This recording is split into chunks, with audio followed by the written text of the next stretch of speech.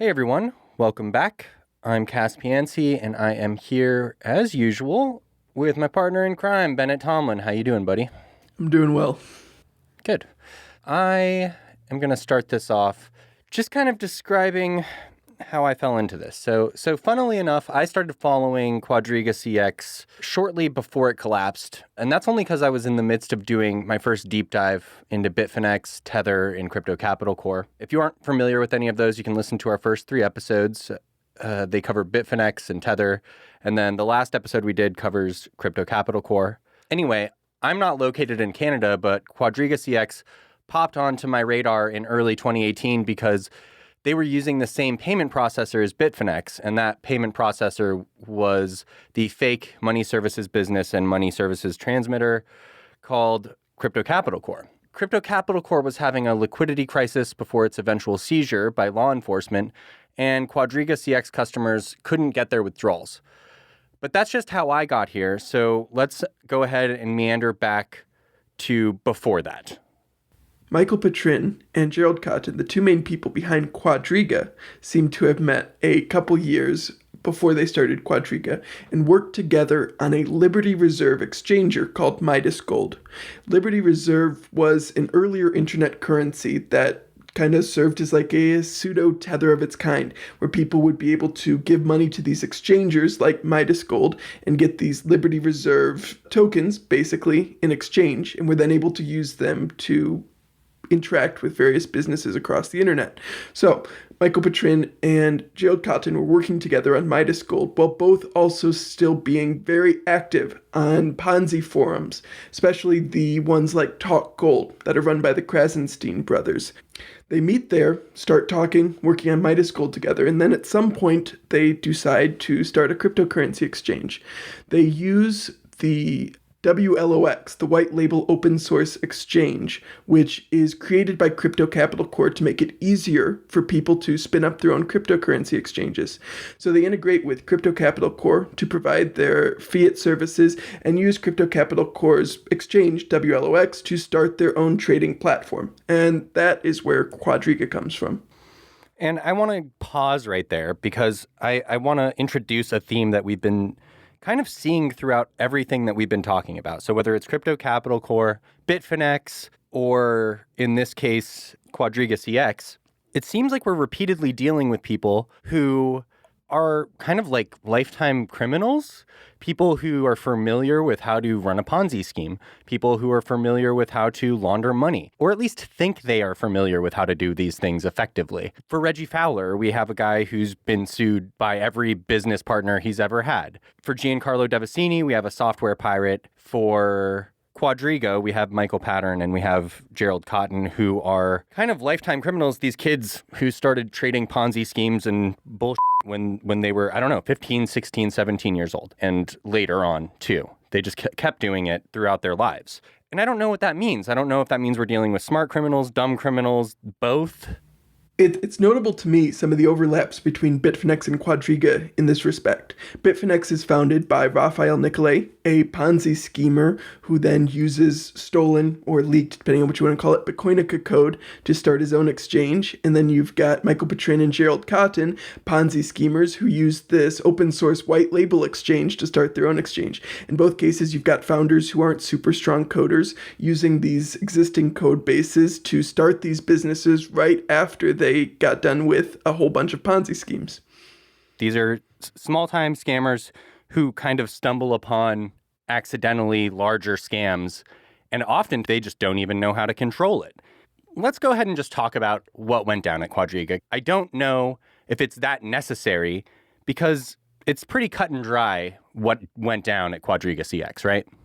I mean, getting the full story is going to take years of court cases and investigative work, but in broad strokes, you've got them running an insolvent exchange, you've got embezzlement by the principals, you've got these shady money laundering payment processors, you have boxes of cash being shipped to customers. So like the overall arc is clear. It's clear this is a fraud, and there was fraudulent activity going on the entire time.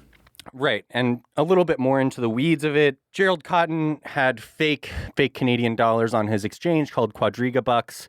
They would represent fiat deposits, but there was no fiat backing it. There was also him trading against his customers. There was him taking the Bitcoin and the Ethereum that he had and trading that on other exchanges and making terrible trades.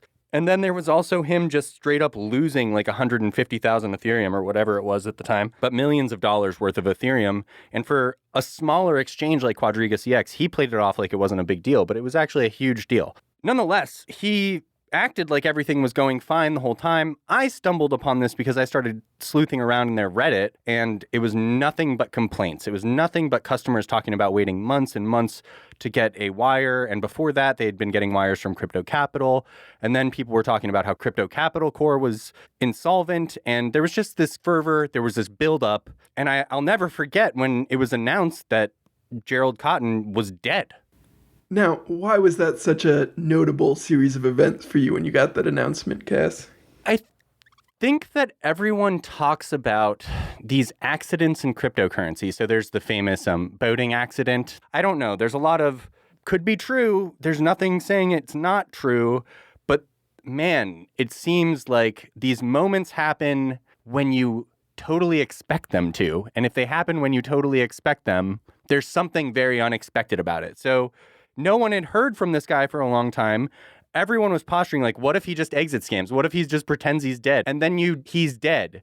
And not only is he dead, but he's apparently dead from Crohn's disease, which is, if anyone knows about it, I mean, basically we're talking about like irritable bowel syndrome, but a little bit more intense than that, I assume. Largely not a fatal disease and something that is very treatable. And something that if you're going to go somewhere like India, where they're known for something called Delhi belly, there's places where you go where it's just advised, like, listen, you're going to have some stomach issues when you eat the food there. If you go there and you have Crohn's disease and you know that you're going to have issues, why would you not be prepared? So it feels suspicious. That does not mean that Gerald Cotton is alive. Yeah, I remember being skeptical that someone had died of Crohn's disease in a relatively, not that Crohn's disease never kills people. It is an inflammatory disease, and there are people who have died from it. But like you're saying, it's a readily treatable disease. And this was a planned trip. Him and his wife were going over there to build this orphanage or whatever. So presumably, as part of that planning, I would have assumed he would have had a consultation with his physician going over like what he was going to need to be able to survive a trip. It feels absurd saying it like that because of course you should be able to survive a trip even with Crohn's disease. Yeah, and we're talking about someone who, I don't have the exact figures in front of me right now, but this guy had millions and millions and millions of dollars, at least worth of assets at the time of his death. The ability for him to see a good doctor, the ability for him to bring all the right treatment with him to India. By the way, we forgot to mention this. The reason he was going to India is to donate money to start an orphanage. Now, that sounds on its surface very reasonable and fine, and you love to see it. But when you dig a little bit, you're like, wait a second. So Indian orphanages and homeless children were not a concern that Gerald Cotton ever spoke about before. 2, if you want to start an orphanage, why do you have to go to India where if you have Crohn's disease, you could run into some problems? 3, if your exchange is bordering on insolvent or not bordering, is insolvent, why are you giving money and donating it to an orphanage? At least 3 big questions involved, even with the best aspect of why he went to India in the first place. There's 3 looming huge questions. We don't know what happened. Yeah, we may never know for certain whether or not Gerald Cotton is dead. What we do know is he's buying himself yachts, flying on private jets, buying multiple houses, traveling the world, all well. His exchange was insolvent. He had no accounting system for the assets there, and he was embezzling the entire time. We haven't really seen anything like it since, and I think that's why it remains kind of this topic of crazed inflammatory responses from everyone. There's people who are like certain that this dude is dead and that it was all legit what happened. And then there's people who are certain that he is definitely alive. And then there's people who blame his widow. There's people who blame Michael Pattern. There's people who blame other actors involved. What we do know is that the investigation is still open. When you were investigating death fraud, you came across certain death kits that are available, didn't you? Yeah, so I read a book, Playing Dead, A Journey Through the World of Death Fraud.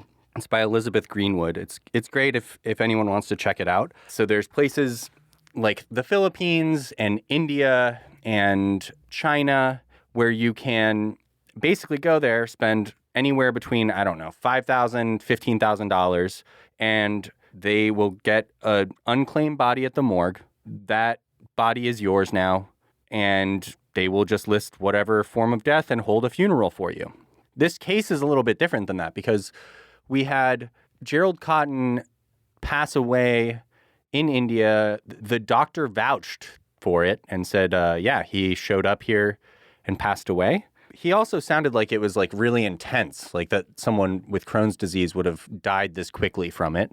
And then the body was shipped back to Canada. They held a funeral. The family was there, apparently. Very sad is what reports have been about that. People who somehow leaked it. All the clues point to this guy definitely being deceased.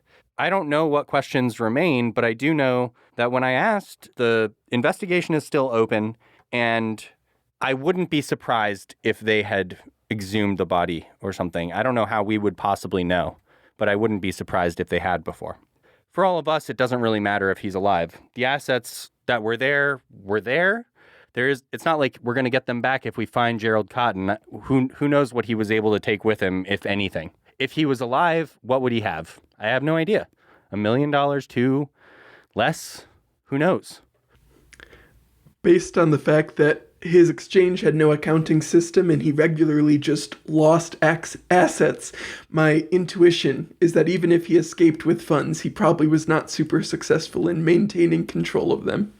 I think the final point I'd like to touch on is just that the amateur hour of QuadrigaCX, which is that this small-time Ponzi schemer ended up having the largest Bitcoin exchange in Canada. He ran it like a chop shop. I mean, he was the worst. And everyone vouched for him. They tried to elect him to the Bitcoin Foundation. Isn't that right? My point is that it was definitely amateur hour. This dude somehow still ended up being able to lose in the range of $250 million, which is more money than you and I combined will see in our lifetimes. And that's going on now. It's the same thing right now. Nothing has changed. Yeah, exactly. That's the point I wanted to get to, is we know that Quadriga had all these major failings. The total lack of internal controls, the lack of KYC, the exchange owner trading against his own customers and taking customer funds to trade on other exchanges. And what we lack is evidence that there's not another dozen exchanges doing that same thing today. It is still all the tools and things that he was using as this like second or third tier exchange are things that a lot of second and third tier exchanges could probably still be getting away with. Yeah, and probably some larger exchanges, you know? We have no proof of solvency in reality for a lot of these exchanges. So keep your coins close, coiners. Yeah, I mean, in that vein, Coinbase I would generally consider a top tier exchange. And on one of their pairs for a while, they had 99% of their volume coming from wash trading. Like even the top exchanges have pretty serious glaring omissions in like their internal controls and stuff like that. The too long didn't read here is that Bennett and I are posturing that QuadrigaCX is this shining example of amateur scammers getting away with a big time scam until they couldn't get away with it anymore. And that we see that a lot in cryptocurrency, and even the competent players might not be as competent as you think they are. Don't trust, verify, or whatever it is, you know. It's such a cliche at this point. And if QuadrigaCX doesn't exemplify this better than anything else, I don't know what does. Yeah.